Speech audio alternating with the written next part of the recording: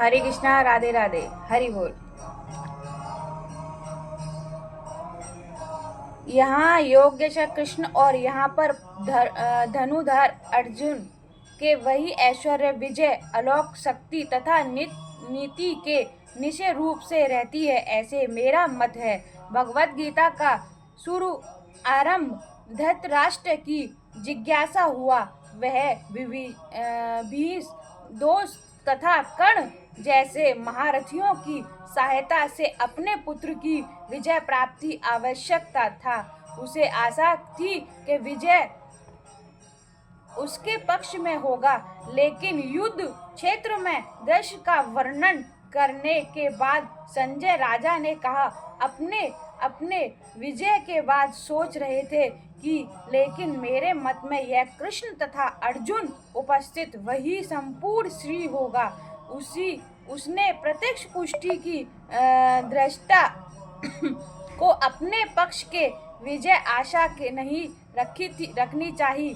विजय तो अर्जुन के पक्ष की निश्चित, क्योंकि उस कृष्ण द्वारा अर्जुन के सारथी पद स्वयं कर एक ऐश्वर्य प्रदान करा। कृष्ण समस्त ऐश्वर्य पूर्ण और उनके वैराग्य एवं ऐसे वैराग्य अनेक उदाहरण प्राप्त हैं। उनके कृष्ण वैराग्य के भी ईश्वर हैं। युद्ध तो वास्तविक युद्धोधन तथा युधिष्ठिर के बीच में अर्जुन अपने ज्येष्ठ भ्राता युधिष्ठिर की ओर से लड़ रहा था। चूंकि कृष्ण तथा अर्जुन युधिष्ठिर और थे, वे अवश्य युधिष्ठिर की विजय ध्रुव थी। युद्ध में यह निर्णय करा था कि संसार पर शासन कौन करेगा।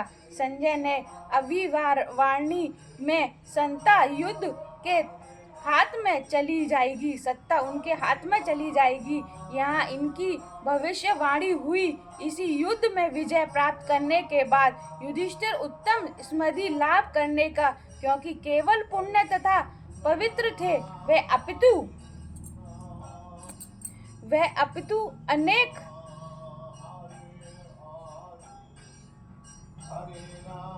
ऐसे अनेक अपे व्यक्ति के भगवत गीता युद्ध में दो मित्रों को मित्र तथा वार्त के रूप में ग्रह करते हैं, लेकिन उससे ऐसे गंदे कभी शस्त्र नहीं सकता। कुछ लोग विरोध कर सकते हैं। कृष्ण ने अर्जुन को यह युद्ध करने के लिए उसका और जो अनेक वास्तविक से भगवत गीता के पर आदेश है।